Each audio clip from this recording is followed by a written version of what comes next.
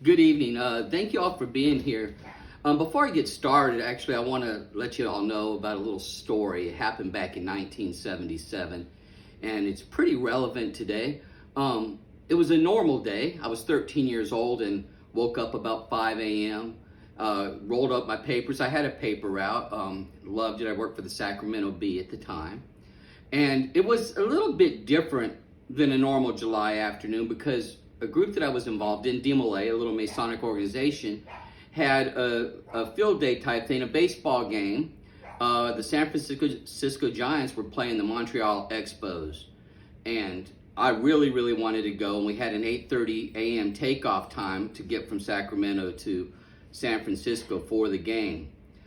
It turned into a miserable day. One where I got my first taste of corporal punishment. That happened later. But what happened is I was going through and I was hurrying and trying to deliver all the papers.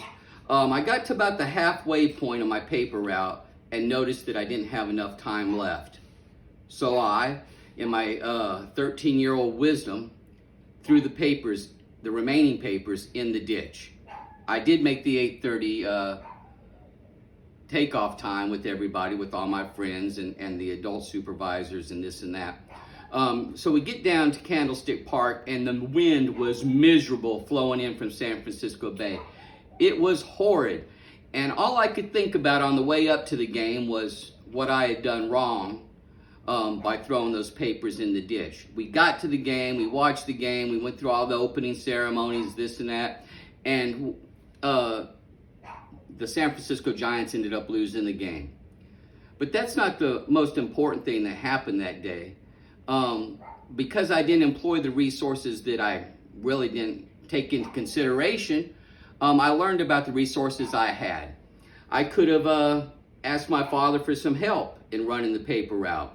I could have got with the Sacramento Bee and asked somebody on this date, because we knew about the date well in advance, to have somebody else do it. Or I could have had somebody else, one of my friends, run the route for me. And I wouldn't have had to lose my job, take a pretty good whipping, and move on from there. But live and learn, and fast forward 45 years plus to January of this year, I enter college for the 5th time. I actually went to Northwestern State University as a non-traditional student back in 1993. When I was there, I lived in Casbury Hall, and there was no need for computers at that time. So this time as I go in, I have a lot of things. I'm late registered. I'm 2 weeks late registered, and there's already assignments being due and different things happen. Then I have deaths in my family and deaths from friends, which we didn't actually plan on those. They just kind of happened right at that same time. And to boot, I go into the semester with a Chromebook, which is a whole lot like taking a knife to a gunfight.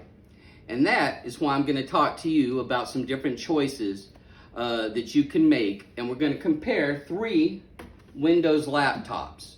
And why Windows laptops? Well, for a couple of reasons. LSU, and backed up by some different comments on Reddit, talk about how the Windows products have better software, and a lot of the Apple products can't hold the software that may be available. So we chose to do Windows laptops, and the 3 that we're looking at today is the Microsoft Surface 5, the HP Pavilion, and the Lenovo ThinkPad X1 Gen 10, which has a carbon base. We're going to talk about the things that they do. One of the things that we did is we built these out the same. And we built these out the same based on recommendations from Cornell University and LSU and the kind of things that a computer has to have to get through. And those things are RAM, processor speed, and storage. We made all of those the same. And the RAM is actually how fast your computer can read the memory that it has. The processor has to do with the speed, and the server storage and everything like that is how much can it actually store. So for those 3 items across the board, RAM is going to be 16 gigabytes. Our processor speed is going to be an i7 processor. Now, a gentleman that I spoke to named Andrew at Office Supply has a computer. He has an i5 processor. It says that's plenty fast, but if he had to do it now, he would get an i7. That's also backed up by my friend Cole at Best Buy. So we went with the i7 processor. We built all three of these computers up, and you can do that. There are many different things that you can do with the manufacturer to get what you actually want. There's several variations of the same computer, and that's important to know based on what your needs are. But we made all three of those things the same. Some of the differences on them is your battery life. The battery life for the Microsoft Surface is 17 hours. For the HP Pavilion, it's 9 hours. And for the Lenovo ThinkPad, it's actually 13 hours. Now, the weight is one of the things that I considered a whole lot. And the weight of them, for the Surface, it's 2.9 or 2.89 pounds. For the HP Pavilion, it's 4.1 pounds. And for the Lenovo, it's 2.48 pounds.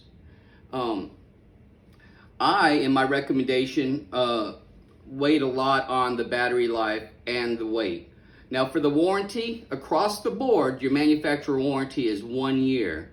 You can purchase a manufacturer warranty up to 3 years, and some of the Lenovo products actually have a 3-year warranty. But for these three laptops, they're 1 year. And one of the things that I wanted to just let you know is the price. When I entered into this thing to find out, okay, what's my next laptop going to be?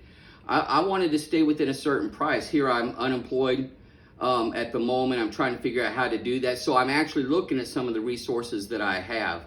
I wanted to keep it in the $1,000 to $2,000 range. And the Surface 5, which is touted really highly by a lot of folks and has the best resolution, is $1,500.